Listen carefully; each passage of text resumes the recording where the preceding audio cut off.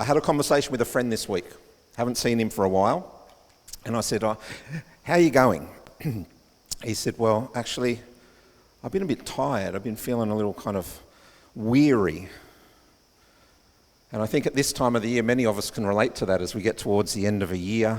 The busyness of life takes over, and you can get a little bit weary. And I know there's a lot of people at this time of the year, all they're doing is they're holding on for the hope of their Christmas break.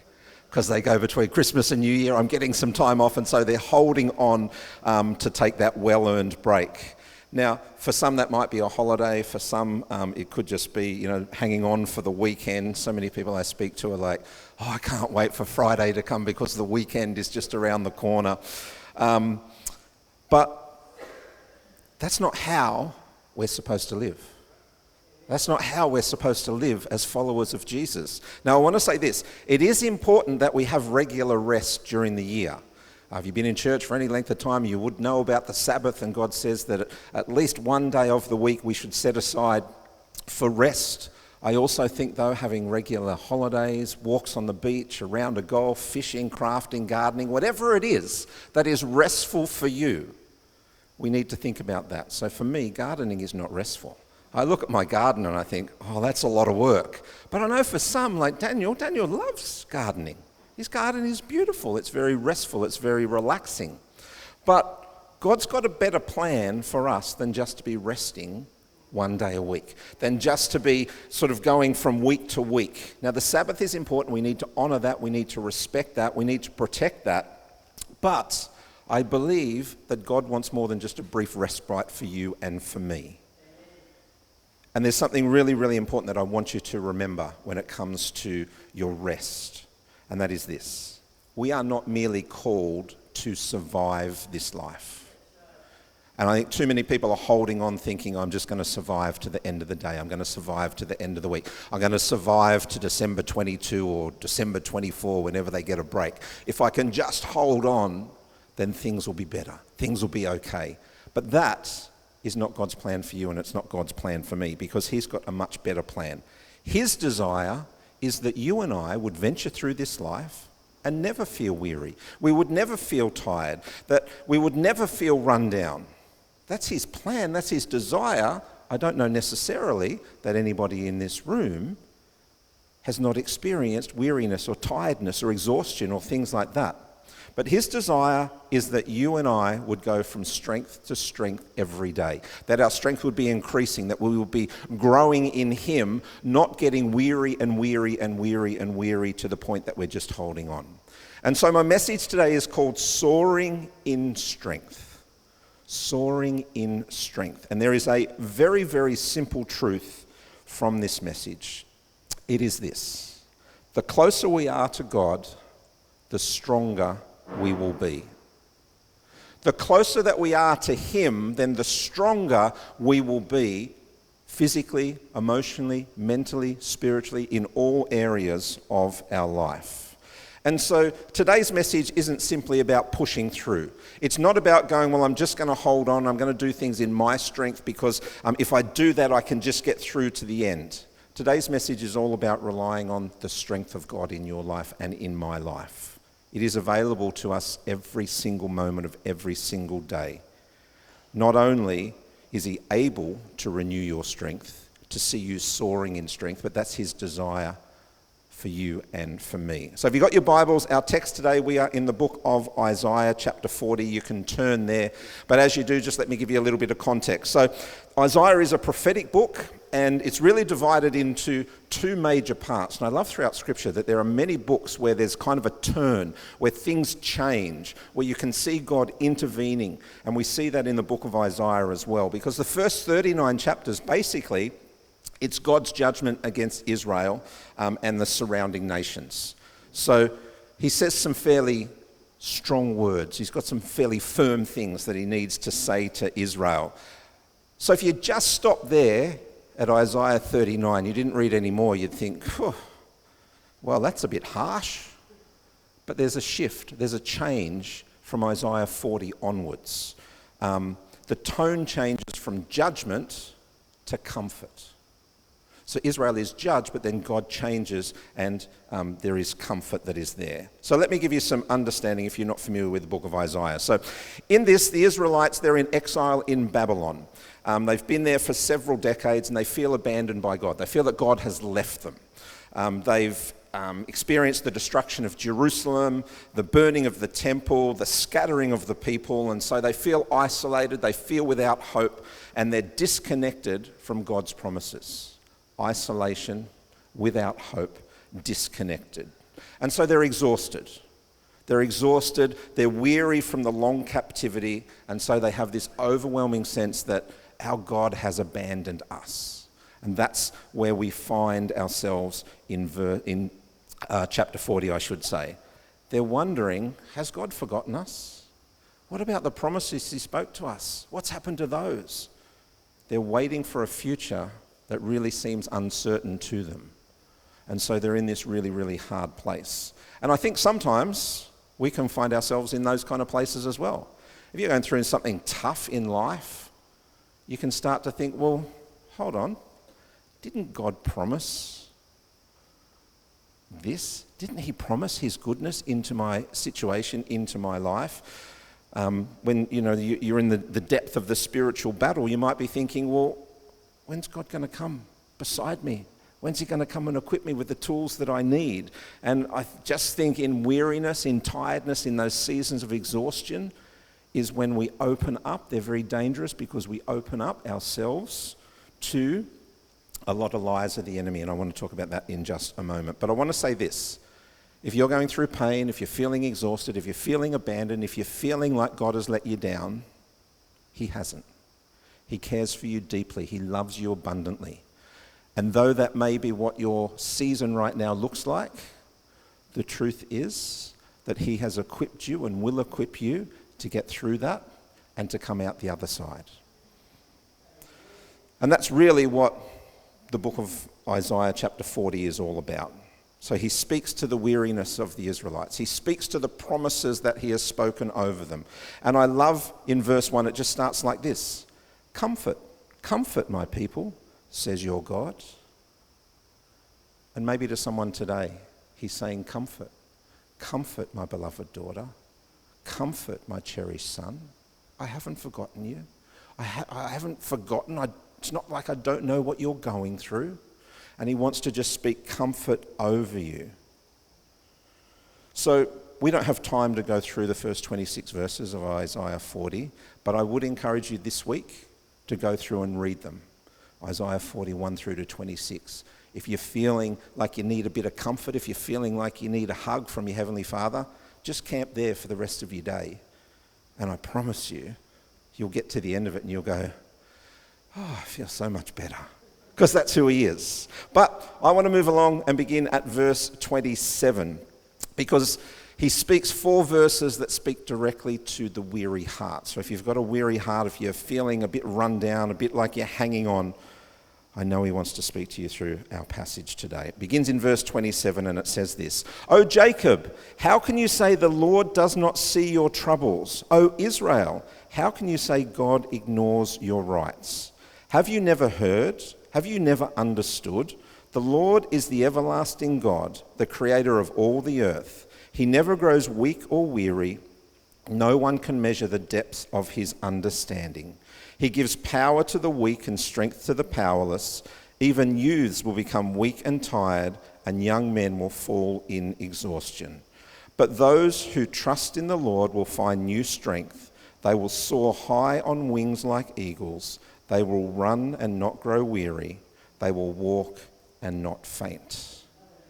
It's a beautiful passage and it's a beautiful reminder of who he is. And so what I want to do is I want to extract 3 key thoughts out of this passage that you can take home with you today.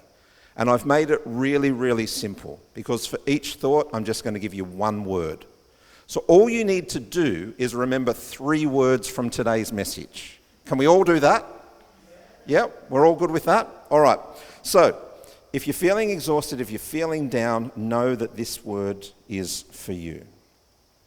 And the first of the words that I want you to remember is remember.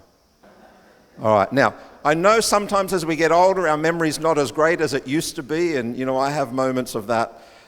But I want you to remember what God has done. Remember what God has done, because this is something that the Israelites haven't done. They have actually forgotten the things that God has done. And so it's got them to this place in their exhaustion, in their decades of captivity, where they've actually forgotten who God is and what he has said to them. It's shifted their focus from looking at God to looking at their circumstances. And we see that very clearly just in verse 27. We read that it says, "O Jacob, how can you say the Lord does not see your troubles? O Israel, how can you say God ignores your rights?" Right there, God is speaking to that feeling of abandonment that the Israelites have. They're saying, look, God's forgotten us. They're saying things like, doesn't he see our suffering? Doesn't he see what we're going through? They feel like their pain is hidden from the Lord, and so he speaks directly to that. And it's actually a lot deeper. When you look at the context of what's here, it's actually a lot deeper. Because what the prophet Isaiah is actually doing, what he's writing, is that there is a reminder to the people of Israel about the covenant agreement that they have with God. That's what they've actually forgotten. They don't remember the covenant that he made with them. And if we skip back all the way to the book of Genesis, we'll actually see the covenant that God made with his people. I am El Shaddai, God Almighty, be fruitful and multiply. You will become a great nation. Not just that, even many nations, kings will be among your descendants. This is the promise that has been made to Jacob. And yet in exile in Babylon, in their weariness and their tiredness, they've forgotten. They've forgotten the promise. And so God's saying, as he says, "Oh, Jacob," he's referring back to that covenant agreement. And he's saying, remember the promise that I made to you. What is the promise that I made? That you will be fruitful and multiply. That you will be a mighty nation. Not just one nation, but many nations. And so he wants them to remember back to that time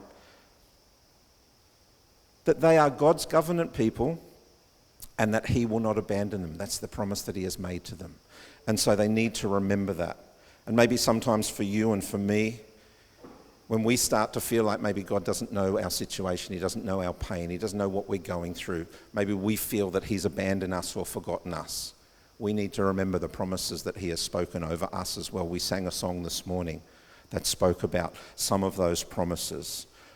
When weariness takes over, our guard can get let down, and it's at that point that we start to allow the whispers and the lies of the enemy to come in and start to shift our focus on the promises of God to the lies of the enemy. And so he'll say things like, God doesn't really love you.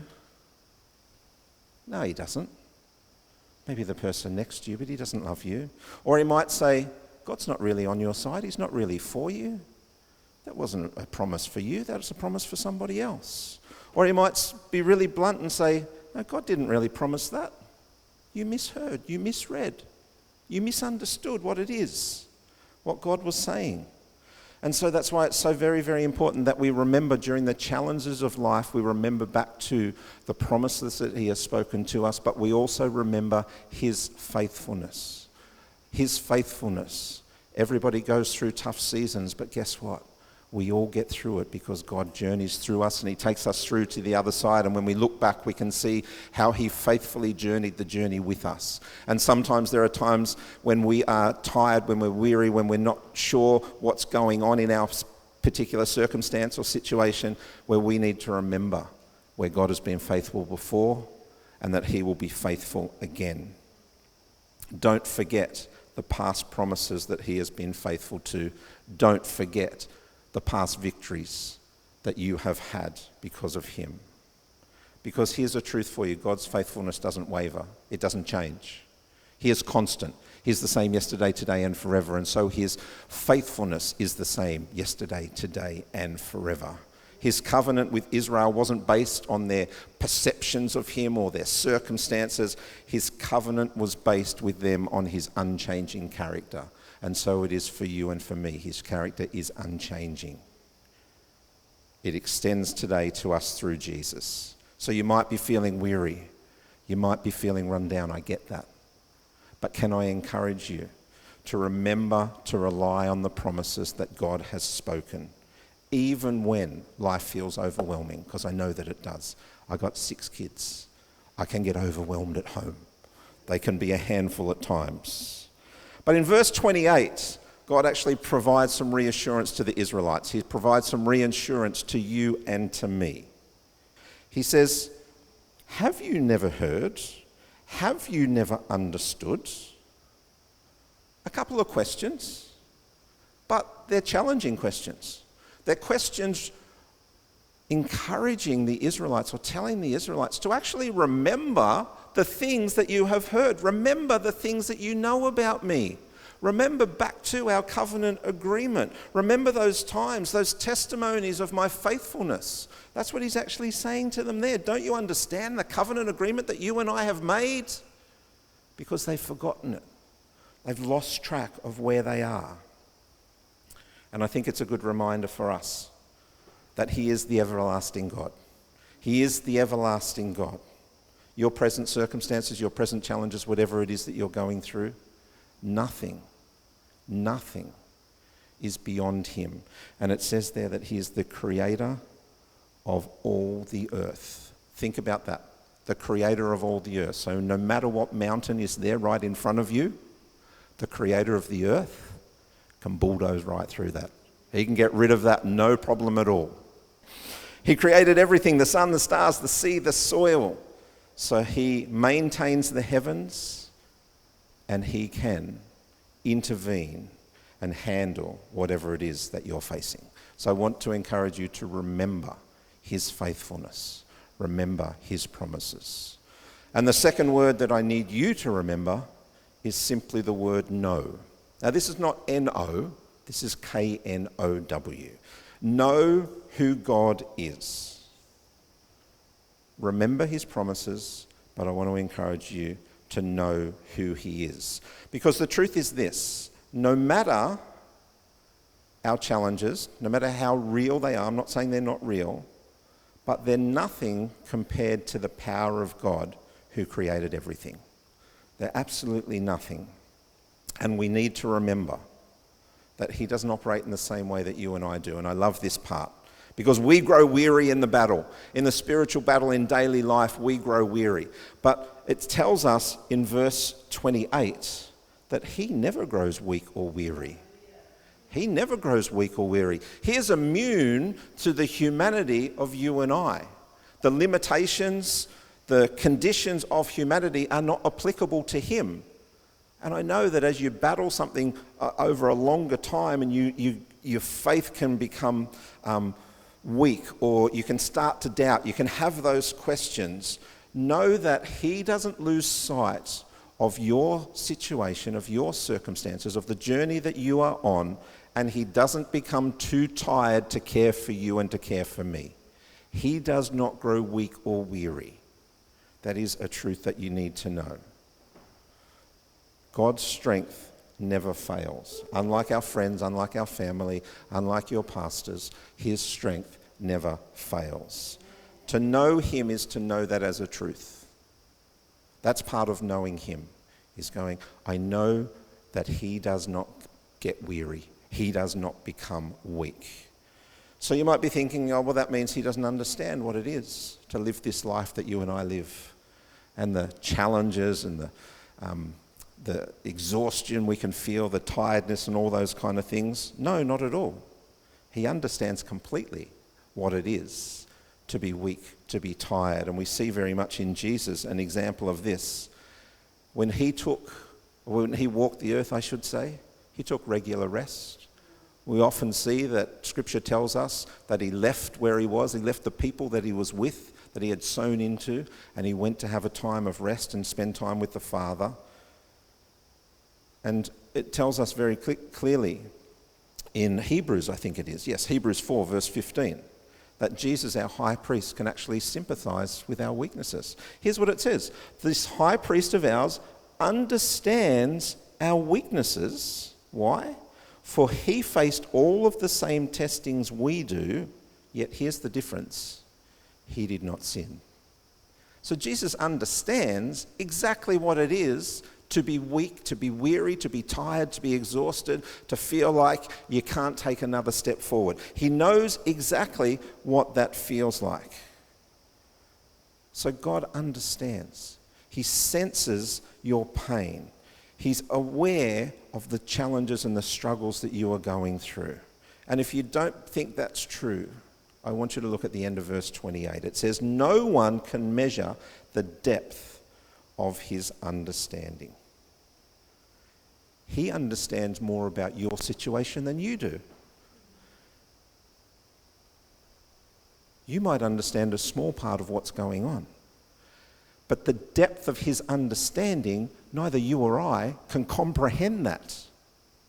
And so if you're feeling like the Israelites, you're feeling like, well, God's abandoned me in this season. He doesn't know what I'm going through. He doesn't care. He understands more than you do. And he cares more than you do.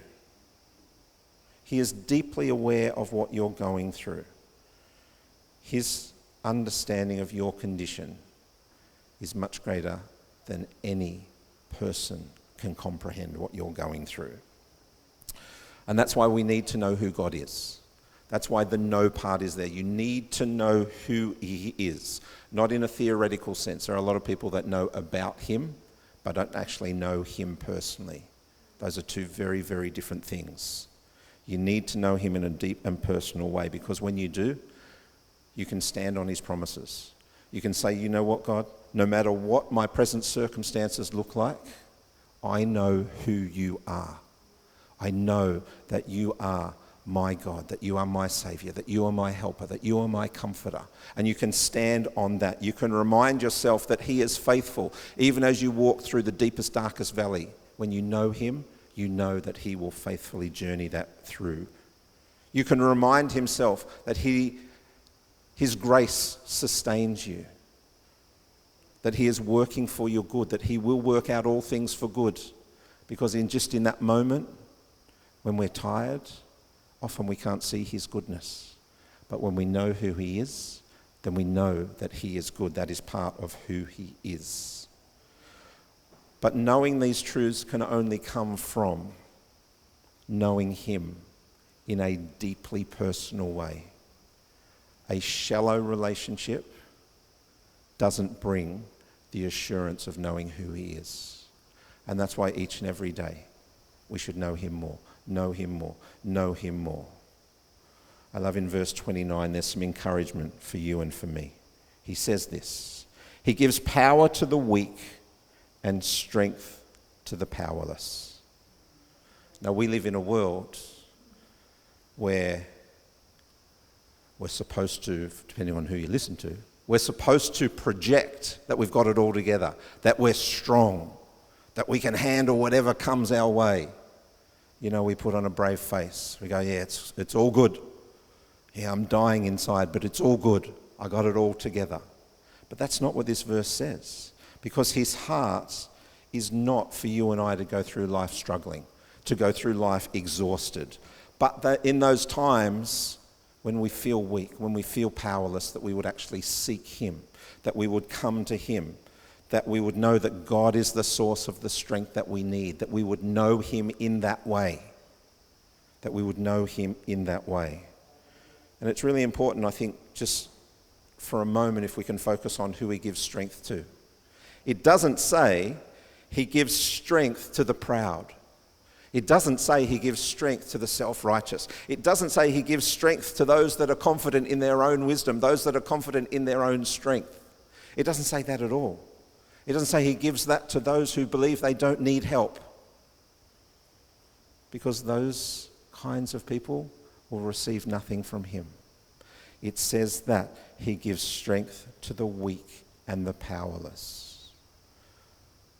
Let me ask you a question for you to ponder today.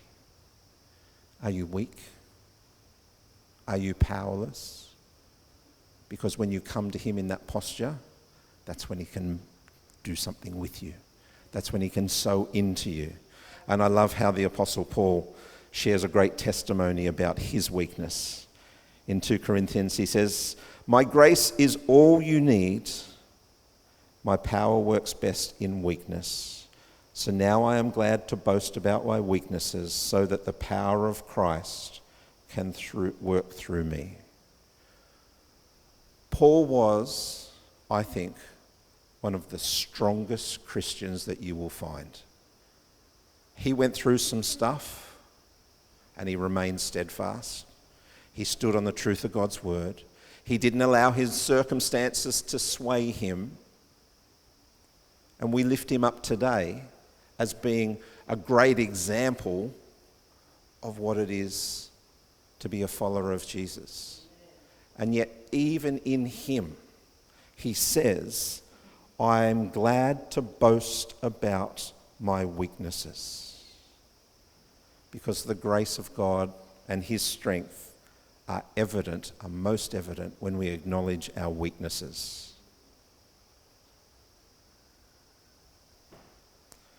And the beautiful thing is that there's no limit. There's no limit to God's grace. There's no limit to his strength. And this is a well-known verse from Philippians 4. "And this same God who takes care of me," there's a good thing for you to remember. There's a promise that you should be remembering. "This same God who takes care of me," he promises to take care of you. But what will he do? He will supply all your needs, not some, but all of your needs. And where do they come from? From his glorious riches. His glorious riches that know no end, which have been given to us in Christ Jesus. Ephesians 3 also says something similar. "I pray that from his glorious, unlimited resources, he will empower you with inner strength through his Spirit." Now, if you don't know God, if you don't know who he is, these could just be nice words that you're reading. But when you know him, then these are truths, these are promises that you go back to again and again and again. When you're feeling tired, when you feel like you don't have what you need, you go back to Scripture and you say, "My God, my loving Heavenly Father has unlimited resources, and from those resources, from his glorious riches, he promises to supply all of my needs." He doesn't promise to supply everything that you want, but what you need, he promises to supply that to you. In Jesus and through the Holy Spirit, we have access to everything that we need, and that includes God's power, which strengthens us, that gives us the energy, gives us what we need when we feel weak and we feel exhausted. When we face trials, when we face challenges, when we've got those moments of fatigue, spiritual fatigue, we can rely on God to empower us beyond what is natural, beyond what is understandable to you and to me. But we have to know who he is. He can't just be a foreigner. He can't be someone that we touch base with every now and again and say, "Hey God, how's it going? Look, the bank account's running a bit low. Can you just top that up for me from your glorious riches?" That's not how it works. The more we know him, then the more of his strength that will be in us. So if you're feeling drained, if you're feeling like you're running on empty, like you've got nothing left, can I just say to you very lovingly to stop looking at your circumstances and start looking to God? Stop looking at what's going on around you and start spending some time in him and allowing him to open, as it says in Scripture, the windows of heaven, and for his glorious riches, whatever it is that you actually need, to equip you and to give you what you need for the difficult road that is ahead. In our weariness, in our weakness, he can make us strong. And you might be thinking, well, how do we do that? How do we get to that place? Well, it's very, very simple. And our third word is this: trust. So remember what he has done. Remember those promises that he has spoken over you. Know who he is, not second-hand, third-hand, but who is God to you. Know him personally, deeply, intimately, and trust God in all areas. Not in some, but in all areas of your life. And we see in verse 31 some keys here. It says, "But those who trust in the Lord will find new strength. They will soar high on wings like eagles. They will run and not grow weary. They will walk and not faint." Now, I think the thing that's really easy for us to do is to get to the end of that part of the passage and go, yes, I want to soar like an eagle, absolutely. But we can't miss the first part, because that's the conditional part. God's heart is that you and I will soar like eagles, that we will run, that we will walk. But we have a role to play when it comes to that. And it has to, as I said, come out of that relationship. But it also doesn't say that those who work for the Lord. This isn't about what you do for Him.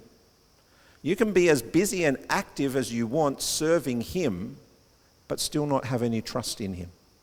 And it's very, very clear important to make that distinction, because it clearly says that those who trust in the Lord, not those who work for the Lord, not those who sometimes spend some time with Him, but those who trust in Him will receive everything that is to follow. So what does it mean to trust in the Lord? I might ruffle some feathers at this point of time. Because it means to put your confidence in Him even when there's reasons to doubt. That's what it means to trust in Him. It means to be completely surrendered to His plans for your life, His timing for those plans, to be completely surrendered to His lordship, that He really is the King of Kings in your life, that He really is the Lord of Lords in your life. It means every single area of your life is completely surrendered to Him. That's what it means to trust in the Lord. Even when that doesn't make sense. Even when it feels like God has abandoned you. Even when it's something that you don't want to do.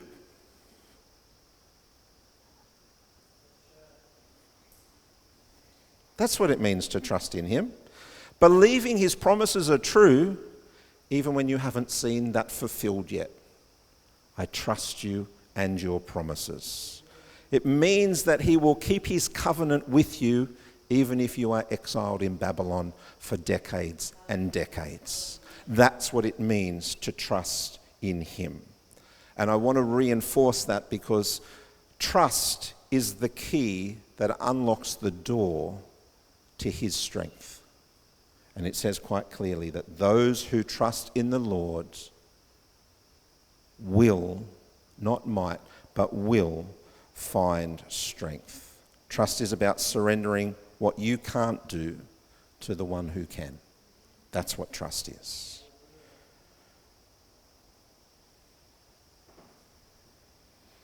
I love in Acts 2, we see a great example of that. Acts 2, we can celebrate the day of Pentecost, the mighty move of God, and all those kind of things. And they're all things that we should celebrate. But when we get towards the end of Acts 2, we see an early church, we see a group of people that completely trust 100% in their God. In verse 42, we read that all the believers devoted themselves to the apostles' teaching, to fellowship, to the sharing of meals, and to prayer. These are people who only sought after Him. They wanted to know Him more and more and more.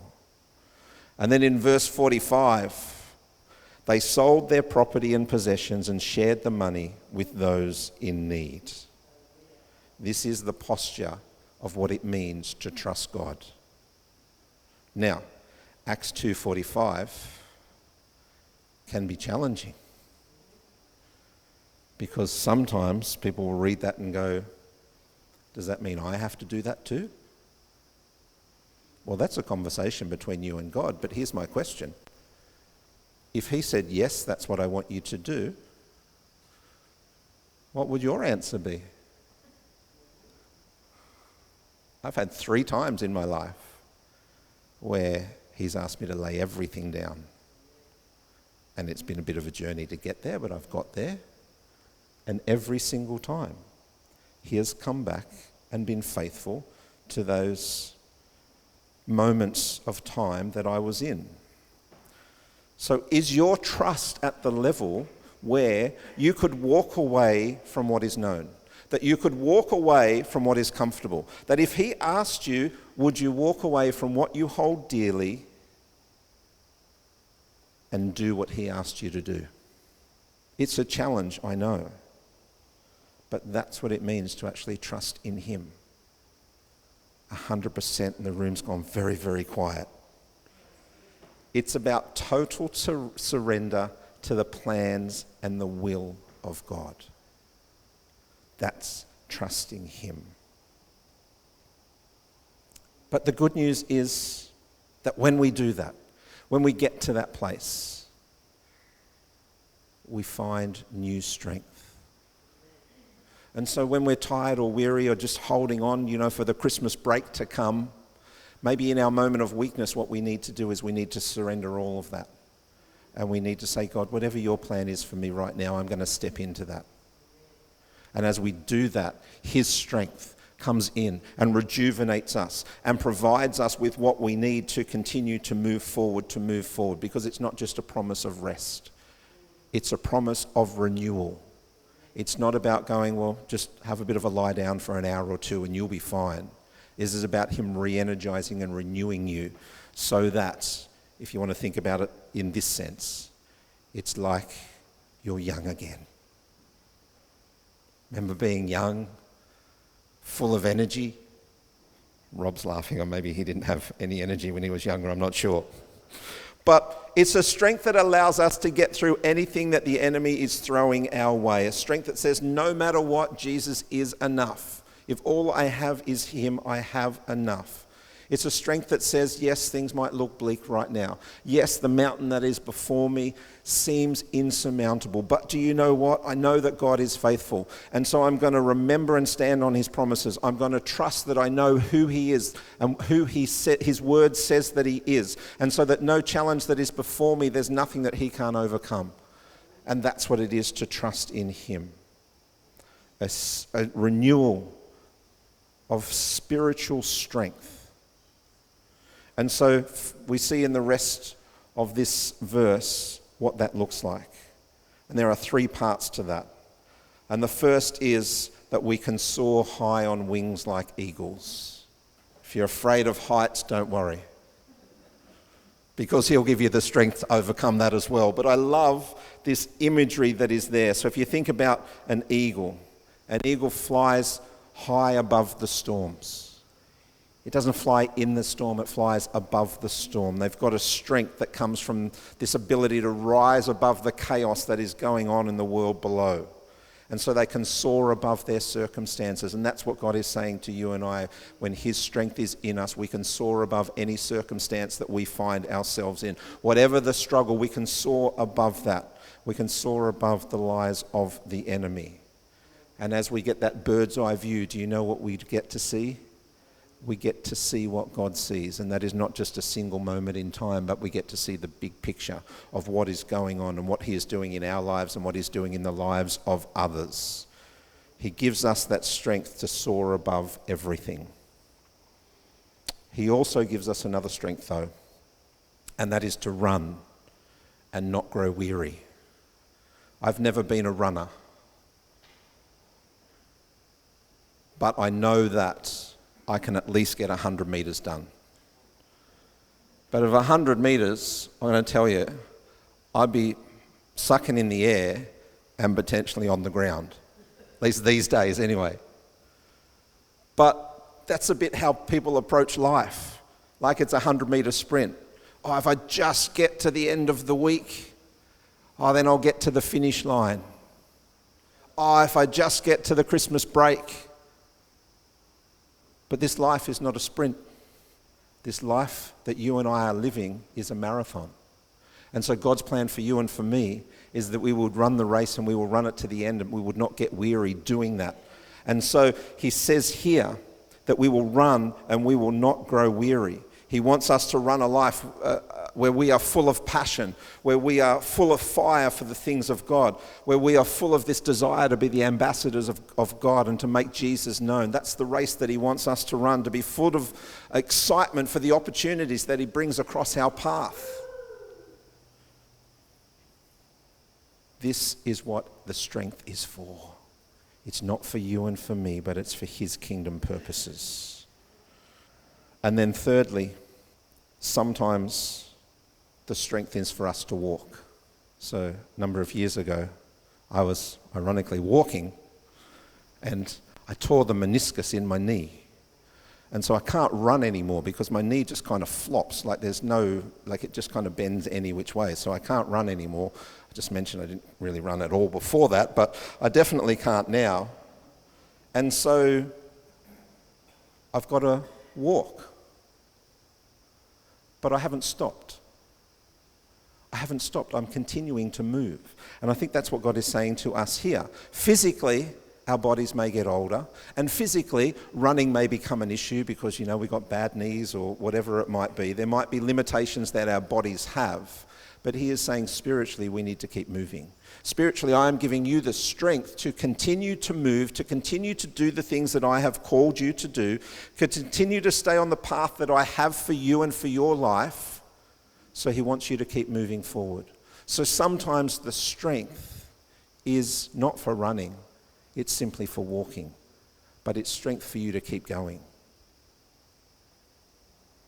That's the purpose of the strength that God gives us, to continue our progress with him, moving forward. So, as we finish today,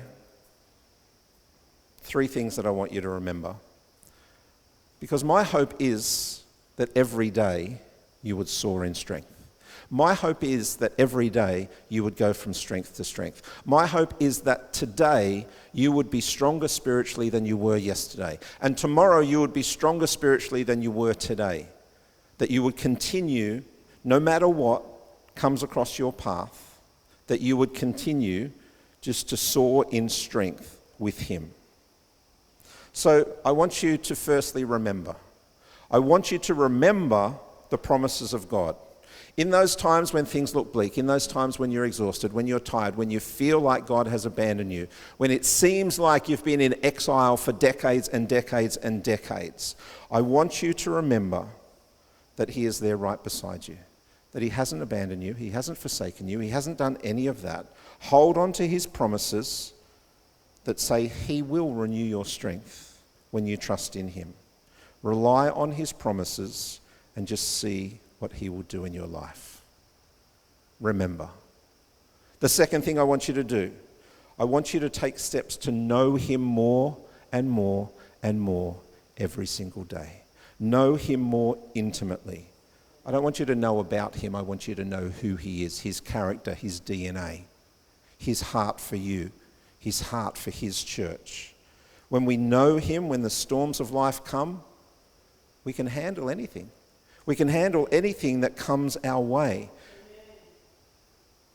because the waves are just waves and we ride the waves of the storm with him. He's there with us. And in those moments when it seems like the next wave coming is too big, that you can't handle it alone, call out to him in your weakness and ask him for his strength. And the last thing is this: put your full trust in Jesus. Don't hold back. Don't hedge your bets. Don't have a foot in his kingdom and then a foot in the kingdom of the world. Jump into his kingdom. Both feet. Be sold out for the King of Kings. Declare that he truly is my Lord of Lords. Trust him with your struggles, with your weariness, your doubts, your uncertainties. Because as I mentioned at the start, the closer we are to God, the stronger we will be. And I've got to finish, and I want to do it with some words from 2 Timothy. I have fought the good fight. I have finished the race. I have kept the faith. When we do that, we can soar in strength each and every day.